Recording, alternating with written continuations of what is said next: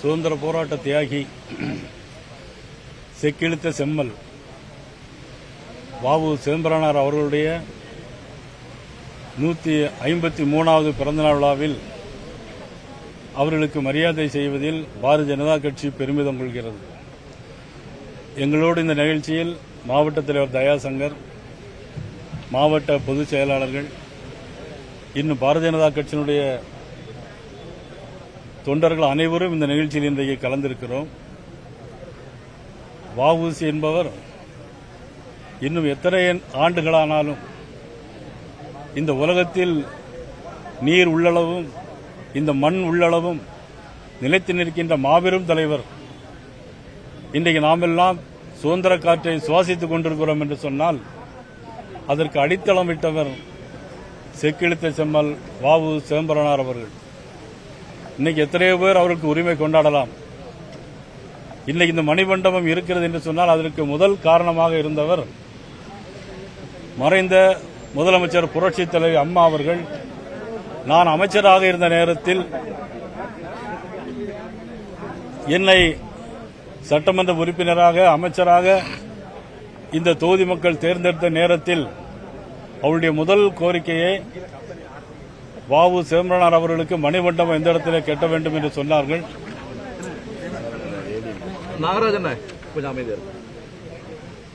இந்த தொகுதி மக்களின் விருப்பப்படி புரட்சித் தலைவர் அம்மா அவர்கள் அன்றைக்கு 75 லட்சம் ரூபாய் செலவில் ஒரு செக்கும் வாவு சிதம்பரனாருக்கு முழு உருவ சிலையும் அமைத்துக் கொடுத்தது அன்றைய முதலமைச்சர் புரட்சித் தலைவர் அம்மா அவர்கள். அதற்கு காரணமாக இருந்தவன் அடியேன் நயினார் நாகேந்திரன் என்பதை நான் பெருமையோடு இந்த நேரத்தில் சொல்வதற்கு கடமைப்பட்டிருக்கிறேன். வேற உங்களுக்கு செய்தி என்ன வேணும்?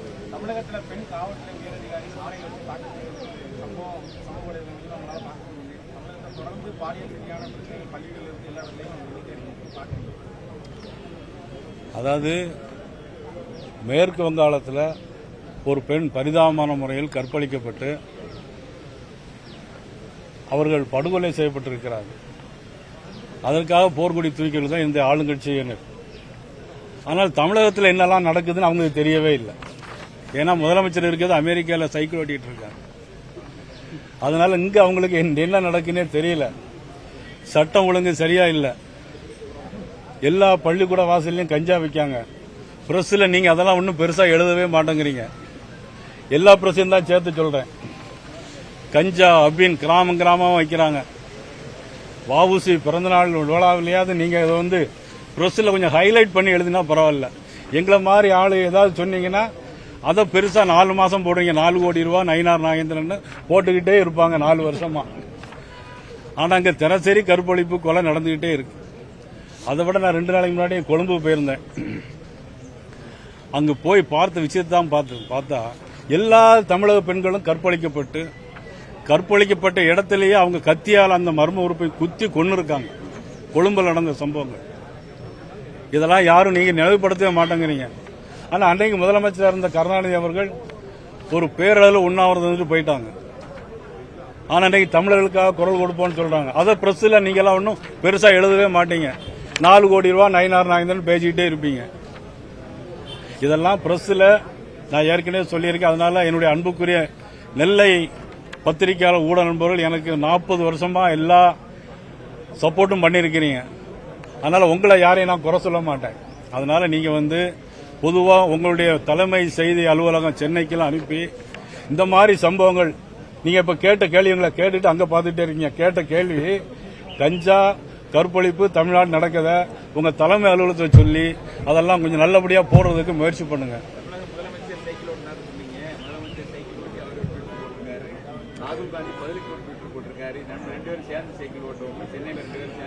இல்ல அதாவது நான் சைக்கிள் ஓட்டுற குறையா சொல்லல. அதாவது வெளிநாடு போகும்போது முதலமைச்சர்கள் அவங்களுடைய இதை நான் குறையா சொல்லல. பட் அதே நேரத்தில் தமிழ்நாட்டில் என்ன நடக்குதுன்னு தெரிஞ்சுக்கணும். அவ்வளவுதான். அவங்க சைக்கிள் ஓட்டுறதையோ அவங்க எஸ்டாப்ளிஷ் பண்றதையோ குறையா நம்ம பார்க்க வேண்டிய அவசியம் இல்லை. ஆனா தமிழ்நாட்டில் என்ன நடக்கு அப்படிங்கறத தெரிஞ்சுக்கணும்.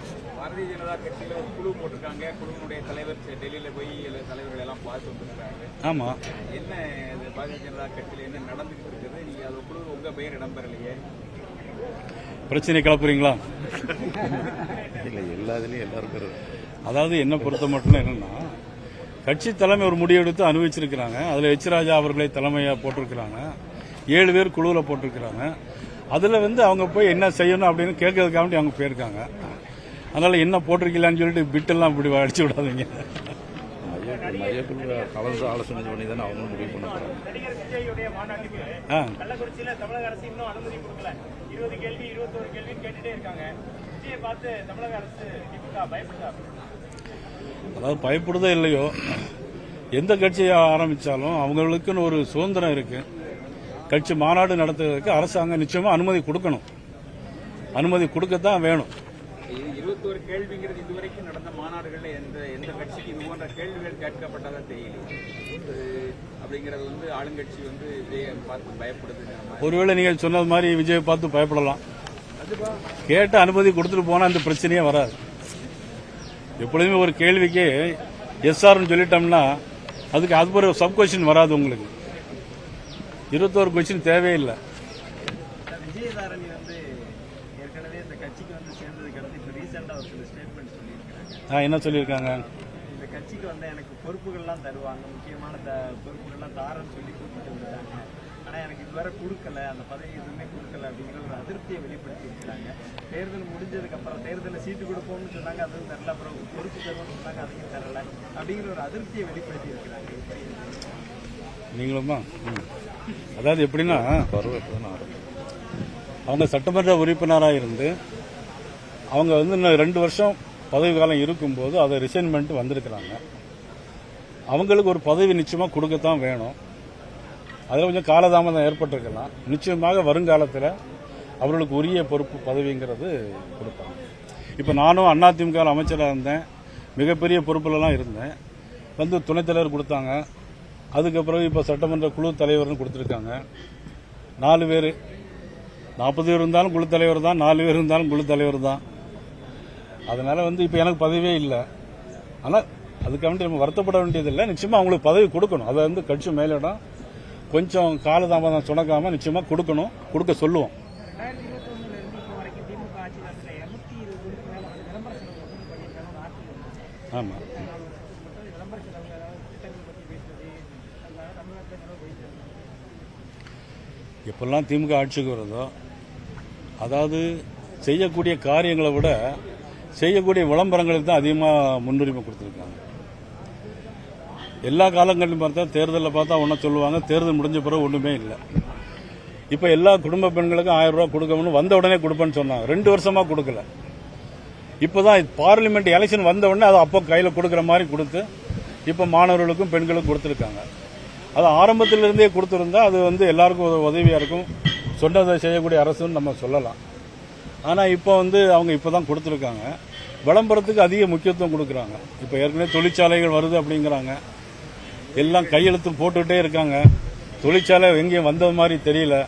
முதலமைச்சர் அமெரிக்காவில் இருக்காரு, அவ்வளவுதான். மீண்டும் திமுக அதிமுகவோடு கூட்டணி ஏற்பட வாய்ப்பு இருக்குது. அந்த குழுவை வைத்து மீண்டும் அதிமுகவோடு ஒரு இணக்கம் ஏற்படுவதற்கான வாய்ப்பு இருக்கு. அதாவது எனக்கும் வந்தா ரொம்ப சந்தோஷம்தான்.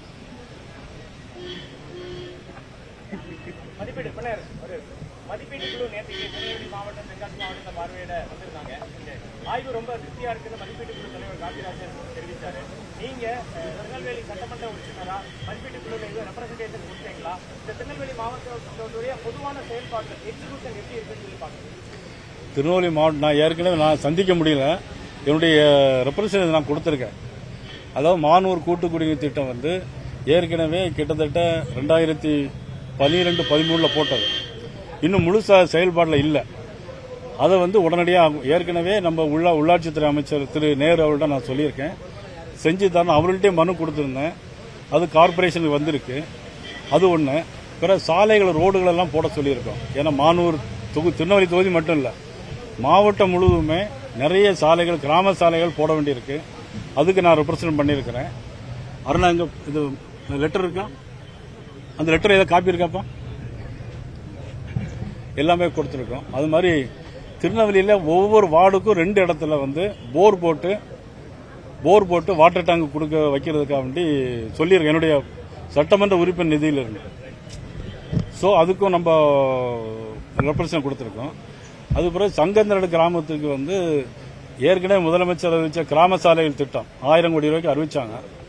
அதில் இப்போ 2 கோடி ரூபாய்க்கு என்னுடைய சங்கத்தினருக்கு ரீட்டைனிங் வால் கட்டி ரோடு போடுறாங்க. அப்புறம் ஐக்ரௌண்ட் ஆஸ்பத்திரியில் வந்து இன்னைக்கு பார்த்தீங்கன்னா எல்லாமே மத்திய அரசுடைய பணம். இன்னைக்கு 100 கோடி ரூபா, ஒரு கிரிட்டிக்கல் கேர் சென்டர் 70 கோடி ரூபா, இன்னைக்கு 200 கோடி ரூபாய்க்கு மேல மத்திய அரசுடைய திட்டங்கள், கட்டிடங்கள் இன்னைக்கு வேலை நடந்துட்டு இருக்கு. அதை கொஞ்சம் குயிக்காக நடத்தணுங்கிறதையும் நான் எஸ்டிமேட் கமிட்டிகிட்ட சொல்லியிருக்கிறேன். நெல்லை திருத்து கிராம மக்கள் வந்து போன தடவை ஓட்டு போடுறதுக்கு வரல. ஏற்கனவே கலெக்டர்கிட்ட ரெப்ரசன்ட் பண்ணேன். அதுக்கு பிறகு நான் சட்டமன்றத்திலையும் பேசினேன். அதுக்கு இப்போ என்னன்னா, அதுக்கு தீர்வு காணக்கூடிய வகையில் என்னுடைய சட்டமன்ற உறுப்பினர் நிதி வந்து 16 லட்சம் ரூபா நான் ஒதுக்கியிருக்கேன். அங்கே ஒரு வாட்டர் டேங்க் கட்டுறது. ஏற்கனவே அலவந்தாங்குளம் கிராமத்துக்கு நான் முன்பு சட்டமன்ற உறுப்பினராக இருந்தபோது வாட்டர் டேங்க் கட்டி கொடுத்துருக்கோம். அது போக இப்போ வந்து தெற்குப்பட்டி, அலவந்தாங்குளம், வடகரை இந்த கிராமங்களுக்கு வந்து பாலம் கிட்டத்தட்ட 2 கோடி ரூபாயில பாலங்கள் இது போட்டு இப்போ வந்து அது நபார்டுக்கு இப்போ எழுதியிருக்கிறோம். நபார்டுக்கு எழுதினால அது இன்னும் வர வேண்டி இருக்கு. 3-4 பாலம் சாங்ஷன் ஆயிடுச்சு. அதை ஏற்கனவே நமது நெடுஞ்சாலைத்துறை அமைச்சர் திரு ஏவா வேலு அவர்கள் ஏற்கனவே சட்டமன்றத்தில் சொல்லிட்டாங்க. அப்புறம் நான் ஏற்கனவே சட்டமன்றத்தில் பேசினேன். நெடுநாளைய கோரிக்கை திருநெல்வேலி சுற்று புறவழிச்சாலை, அதுக்கு ஏற்கனவே ஆய்வு நடந்துருச்சு. இப்போ அமைச்சரும் அதில் உறுதி சொல்லியிருக்காரு. நான் பேசுனது அடிப்படையில் அமைச்சர் உறுதி சொல்லி அதுக்குள்ள வேலைகளும் இன்னைக்கு நடக்கு. இதையெல்லாம் துரிதப்படுத்தணும்னு மதிப்புக்குரிய திரு காந்திராஜன் அவர்கள்ட்ட, நமது எஸ்டிமேட் கமிட்டி சேர்மன்கிட்ட நான் ஏற்கனவே ரெப்ரசன்ட் பண்ணியிருக்கிறேன். அவரும் அவருடைய ஆய்வு வந்து நல்ல முறையில் இருந்துன்னு சொன்னாங்க. $1 trillion நோக்கி போய்கிட்டு இருக்கு தமிழகம். இன்னைக்கு அமெரிக்கா போயிருக்காரு. $1 trillion நோக்கி போகுதா? வேலை வாய்ப்புகள் பெருகுதா? வருவதா நினைக்கிறீங்களா? என்ன அது குறித்த ஒரு தகவலை தமிழக மக்களுக்கு எப்படி தெரியப்படுத்துங்க? அது கூட ஒரே ஒரு கேள்வி, அந்த துரிதப்படுத்தக்கூடிய நடவடிக்கைகள் இப்ப நம்ம கங்கை கொண்டான் சிப்காட்டு இந்த பார்க் இதெல்லாம் பாத்தீங்கன்னா பல தொழில்கள் வரதா சொல்றாங்க. ஆனா வேலை வாய்ப்பு உள்ளூர் மக்களுக்கு கிடைக்குதா?